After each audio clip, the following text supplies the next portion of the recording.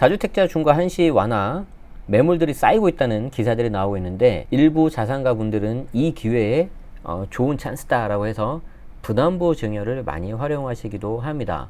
자, 어떤 내용인지 보도록 하죠. 일단 출처를 먼저 밝히고 볼 건데요. 한국경제에서 나온 기사고요. 22년 6월 12일자 김대경의 절세노트. 어디서 많이 들어본 이름 아닙니까? 우리 지난주였었죠. 지난주 우리 명사초청 특강에서 나오셨던 김대경 세무사님, 바로 그분입니다. 그분 그분입니다. 또 이렇게 보니까 반갑네요. 내용이 좋아서 가져왔습니다. 핵심적인 내용만 딱 이렇게 들어가 있어요.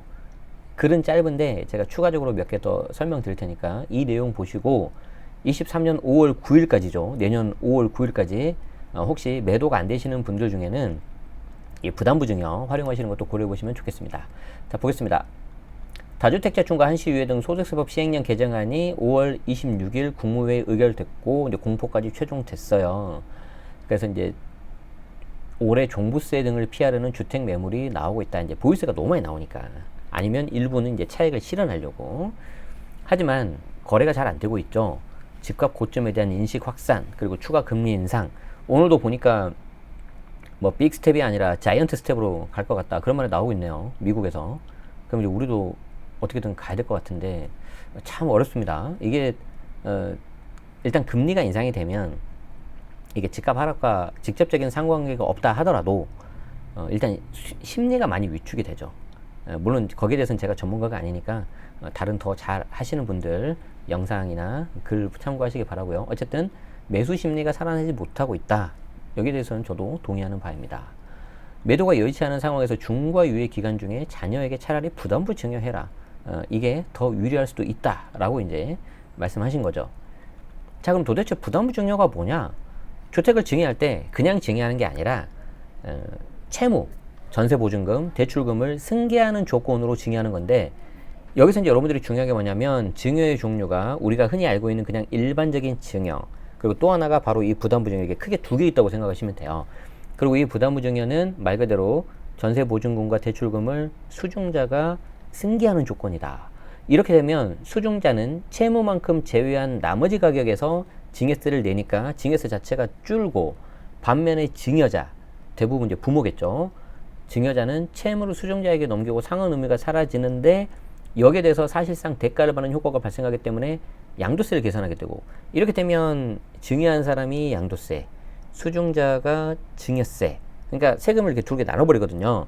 그래서 납세자가 둘로 나뉘게 되니까 세금이 줄어드는 효과가 발생한다. 또 다주택자는 중과 유예 기간 중 채무에 대한 양도세를 일반 세율로 적용받을 수 있어서 절세 효과가 커지는데, 야, 이거 도대체 무슨 말이냐 도대체. 하나, 둘, 셋, 넷, 다섯, 여섯, 6개 줄에 지금 핵심을 다 담으셨어요. 이 김대경 세무사님이. 그런데 아시는 분들은 그냥 이거 보고 딱 넘어갈 수 있지만 우리 처음 보시는 분들은 좀 어려울 수가 있죠. 그래서 제가 특별히 서비스로 제 강의 자료를 좀 오픈합니다. 비싼 거예요. 자, 보시면 이렇게 되는 거죠. 여기 매도자가 주택을 넘기면서 매수자에게 대가를 받습니다. 이게 이제 여러분들이 흔하게 알고 있는 양도세 일반 원리죠.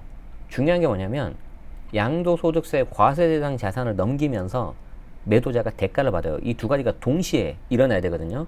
그러면은 이 매도자는 양도세를 내는 것이고 매수자는 명의가 넘어왔으니까 거기서 취득세를 내면 되는 거예요. 그런데 오른쪽으로 보시면은 이 어머니가 자녀한테 이걸 주면서 주택을 주는데 당연히 이 주택은 양도세 과세 대상 자산이지만 대가를 받지 않죠. 그렇기 때문에 여기에 대해서는 양도세가 나오지 않아요. 그렇다고 이렇게 양도세가 안 내고 그냥 다 해버리면은 조세 회피를 하니까 어떻게 한다? 혜택을 받은 이 수중자, 자녀에게 증여세를 내라고 이렇게 지우는 거죠. 당연히 증여세하고 취득세 두 개가 나옵니다. 여기까지 따라오셨나요? 그래서 이 양도세와 증여세 두 개가 나뉜다. 근데 부담부 증여는 이 두 개가 결합돼 버린 거예요. 그래서 아까 어머니가 자녀한테 이 집을 넘기는데 이 집에 채무가 있다고 해봅시다. 채무, 8억짜리 채무가. 그럼 이 8억짜리 채무에 대해서는 당연히 증여세 대상이 아니죠. 내가 갚아야 될 채무니까 수중자 입장에서. 그래서 이 빨간색을 뺀 나머지 파란색에 대해서만 증여세를 내는 것이고, 이 빨간색에 대해서는 본인 채무를 넘겨버린 거기 때문에 이걸 대가성이 있다고 봐요. 세법에서는. 이 채무를 이 자녀가 어디서 돈을 가져와 가지고 실제 그런 건 아닌데 대신 갚아줬다고 보는 거죠. 그래서 대가성이 있다고 보기 때문에 다시 이쪽 그림으로 오는 거예요. 이쪽 이렇게. 그래서 이 빨간색에 대해서는 양도세를 내는 거예요, 어머니가. 그래서 이 넘기는 사람은 양도세, 받는 사람은 증여세와 취득세. 그래서 하나로 뭉쳐서 증여세가 나가야 되는데 그거를 두 개 나눠버리니까 분산 효과가 되는 거고, 그에 따라서 절세가 가능한 거죠. 그런데 이게 계산법이 이렇게 나오는데 글씨가 작아서 안 보이실 거예요. 우리 멤버십 특강에서 여러 번 했으니까 그걸 좀 보시면 되는데, 자, 그래서 16억짜리를 전체 증여해버리면 증여세가 한 4억 한 5천, 6천 정도 나와요. 16억짜리 전체 증여를 하면 성년자녀 5천만 원 증여세, 증여 재산 공제를 받는다 하더라도, 근데 이걸 부담부 증여로 하면 여기 파락에 대해서는 증여세, 그리고 빨간색 파락에 대해서는 양도세가 나오거든요. 그래서 증여세 부분만 놓고 보면 파락에 대해서는 한 1억 6천 정도가 나오고, 양도세에 대해서는 양도 차액이 뭐 한 과표가 한 5억 5천 나오니까 여기에 대해서는 양도세가 별도로 나오는데, 만약에 이 넘기는 어머님 입장에서 이 주택이 비과세를 받아버리면은 여기에 대한 양도세가 사라져 버려요. 그런데 반대로 중과가 들어가 버리면은 세금만 한 4억 정도 나와가지고 전체 총합이 일반 증여보다 1억 이상 더 높아지는 그런 결과가 나온 거죠. 그렇지만 여기서 다시 또 23년 5월 9일까지는 중과가 안 들어가잖아요. 그러니까 부담부 증여가 이 자산가 분들한테 굉장히 좀 인기가 높다. 지금 그 말입니다. 지금 저도 굉장히 설명을 빨리 한 거거든요. 이걸 제가 다 풀어버릴 수는 없으니까. 그래서 굉장히 빨리 했는데 그걸 지금 이렇게 한 7줄에 적으신 거죠. 여기 핵심이 지금 다 들어가 있는 거예요. 조금 더 이제 구체적으로 볼까요? 자, 부담부 증여의 요건을 살펴보자. 먼저 증여일 현재 증여재산에 담보된 채무여야 된다. 그러니까 이것과 관련 넘기는 재산에 대한 채무여야 된다는 거예요. 생뚱맞은 채무를 가지고 올 수는 없다. 그리고 둘째, 증여자의 채무여야 된다. 넘기는 사람의. 설정되어 있는 제3자의 채무는 재산이 될 수 없다. 자, 그리고 셋째, 수중자가 채무를 반드시 승계해야 되는데, 여기서부터 중요한 게 나옵니다. 마지막으로 수중자가 본인의 소득 재원으로 채무를 상환할 수 있어야 된다. 무슨 말입니까? 수중자가 여기 우리 그림에서 보면 여기 자녀 이 자녀가 채무를 갚을 수 있는 소득 능력이 돼야 된다는 거예요. 만약에 그게 안 되면은요, 부담부 증여가 안 돼버려요. 지자체에서 바로 잘라버려요. 이거 부담부 증여 안 됩니다. 증여로 그냥 보겠습니다. 그러면 거의 그냥 우리 입장에서는 안 된다고 보시면 돼요. 한 90% 이상은. 그래서 이게 되게 중요하다. 수중자가 본인의 소득 재원으로 채무를 상환할 수 있어야 된다. 아니, 대신 갚아주면 되는 거 아닙니까? 증여세를. 그런 경우에도 이제 실무하시는 분들, 세무사님들하고 좀 들어보면은 이게 처음에 신고할 때 이제 지자체 가거든요. 그럼 그쪽에서 담당 공무원이 이거 너무 어립니다. 미성년자입니다. 소득 된다. 그래서 안 된다고 하면 좀 싸워도 좀 안 되는 경우가 대부분이라 하더라고요. 참고하십시오. 자, 그런데 뭐 사실 지금까지는 요 정도만 알면 됐거든요. 근데 제가 이 칼럼을 왜 가져왔냐면 그때도 이제 우리 명사 특강에서도 설명드렸었지만 이렇게만 보고 끝내면 안 돼요. 이 부담부 증여에서 특히 증여에서 뭐가 중요하냐면은 증여취득세라죠. 증여취득세. 자, 부담부 증여시 취득세는 증여취득세율과 매매취득세율로 구분해서 계산을 하는데, 증여취득세 파란색 무상승계니까, 그리고 여기 빨간색 양도세가 부과됐잖아요. 증여자한테. 그렇기 때문에 여기 빨간색에 대해서는 유상승계. 그래서 취득세가 두 개로 나뉘어요. 지금 무상승계, 순수 증여취득세는 어떻게 되느냐? 우리 2020년 8월 달에 지방세법 바꾸면서 일반적인 증여취득세 3.5에서 12%가 올려버렸잖아요. 잘못하면 그거 적용될 수 있다는 거예요. 또 하나, 빨간색 유상승계는 어떻게 되느냐? 이거는 다주택자 취득세 중과 있죠. 8%, 12%. 그거 적용될 수 있다는 거예요. 그 말이에요, 지금 그 말.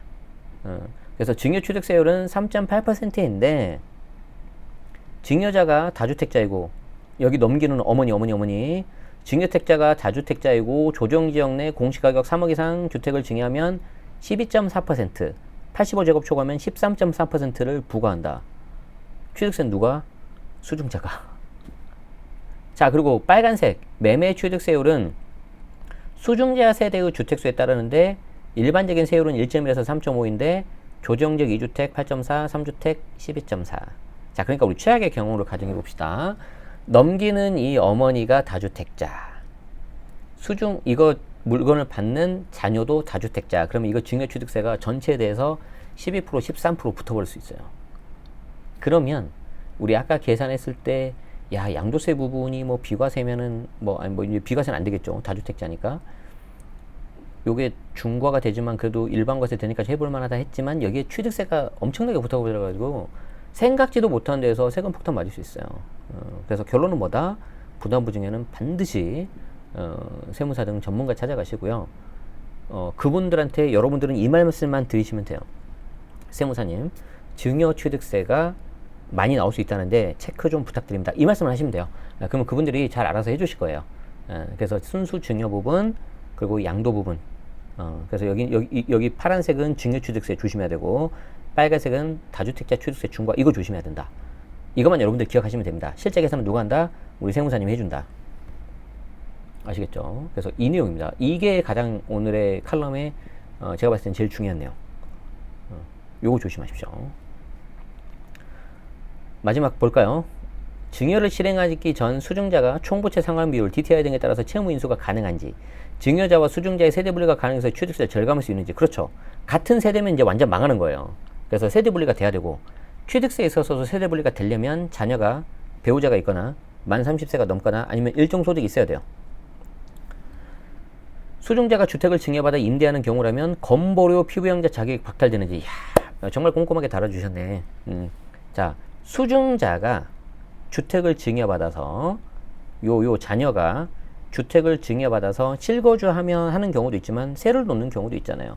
그럼 세를 놓으면 어떻게 된다? 임대소득이 발생하죠. 전세든 월세든. 그러면 거기에 대해서 세금이 나가잖아요. 임대소득세가, 주택임대소득세가. 그때 어떻게 한다고요? 이제 부부 합산 주택수에 따라서 1주택, 2주택, 3주택에 따라서 달라지는 거죠. 그리고 만약에 여기 자녀가 직장인이 아니라 피부양자다. 그럼 어떻게 되는 거죠? 내가 2주택이 되고 월세를 받았다. 그럼 전부 다 과세가 되고 소득이 생겨버렸기 때문에 피부양자 자격이 박탈됩니다. 그러면 여기 자녀의 재산, 주택, 자동차 다 더해서 지역가입자로 전환시켜버려요. 그 내용입니다. 되게 내용은 짧은데 숨겨져 있는 내용들이 엄청 많네. 근데 빠뜨리지 않고 다 담아주셨네요. 근데 그걸 또 이렇게 다 찾아서 일일이 설명해주는 채널은 채널 제네시스밖에 유일하지 않나 한번 생각해 봅니다. 도움되셨다면 좋아요 눌러주시고요. 구독까지 하시면 추가적으로 새로운 내용이 나올 때 알림 설정을 받으실 수 있습니다. 자, 이상 김대경 세무사님이셨습니다. 감사드리고요. 다음에는 저희 채널 나와주셔가지고 1세대 1주택 비과세, 일시적 주택 비과세를 한번 싹 다 뽀개주신다고 했어요. 한번 기대해 보도록 하고요. 여러분들 아시겠죠? 부담부 증여할 때 조심해야 되는 사항들이 꽤 많습니다. 그래서 우리는 부담부 증여의 개념에 대해서 살펴봤고, 부담부 증여할 때 조심해야 되는 거. 일단 증여취득세. 이것만 좀 알고 계셔도 생각보다 큰 금액을 세이브할 수 있습니다. 그걸 좀 잘 알으시면 좋겠습니다. 자, 첫 번째 기사는 여기까지고요. 두 번째는 요즘에 이제 많이들 물어보시는데, 뭐 그 전부터도 계속 그랬어요. 부자 사이라 하더라도 차용증이 있다 하더라도 증여세 추징될 수 있다. 요거 어떤 내용인지 설명드리도록 하죠. 자, 라이브 들으시는 분들은 계속 계시면 되고요. 녹화된 영상 보시는 분들은 별도 영상으로 제가 올려드리면 내용 보시면 되겠습니다. 자, 오늘도 시청해주셔서 고맙습니다.